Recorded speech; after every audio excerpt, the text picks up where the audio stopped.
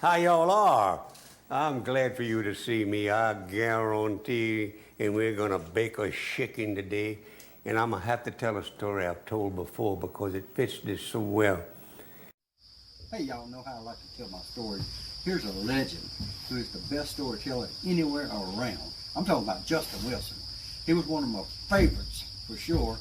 And here he is now with a great one. I got to tell y'all a football story because football season is right here upon us, you know it? And I love the game of football. In fact, ladies and gentlemen, I coached it one year and I done told you all I'm gonna tell you about that. I ain't gonna say nothing else.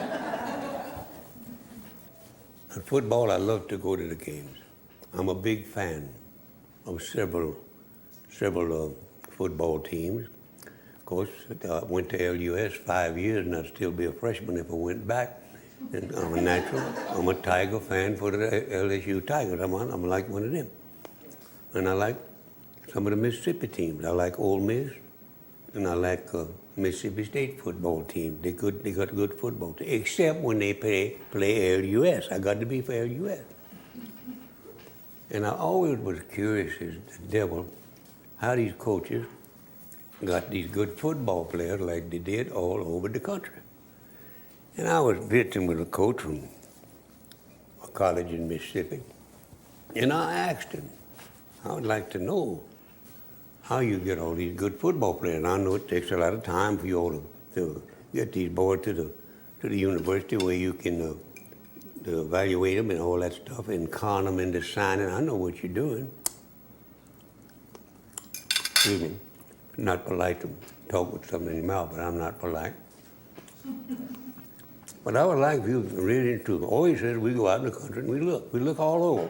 We look all over. We go in the country where the farmers are out there and have big boys, fine-looking boys.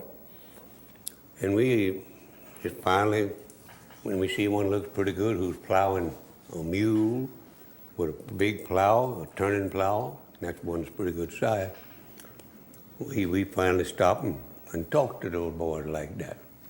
And we saw several of them like that on this particular trip I'm thinking about. And finally, we were riding along about another 2 miles, and we saw a great big boy plowing a mule with a big plow, a middle buster. That's one as big as you can get a mule can plow.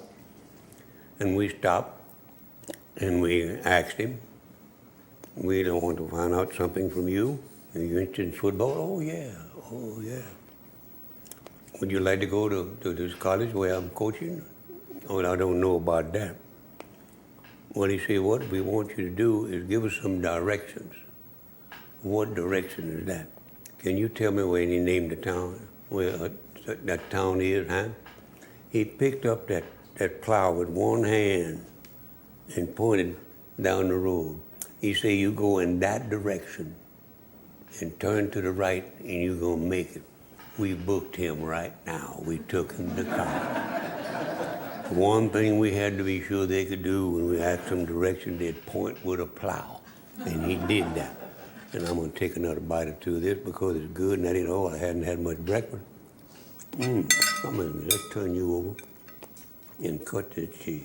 We'll do it. Cheese and potatoes, that's awful good stuff.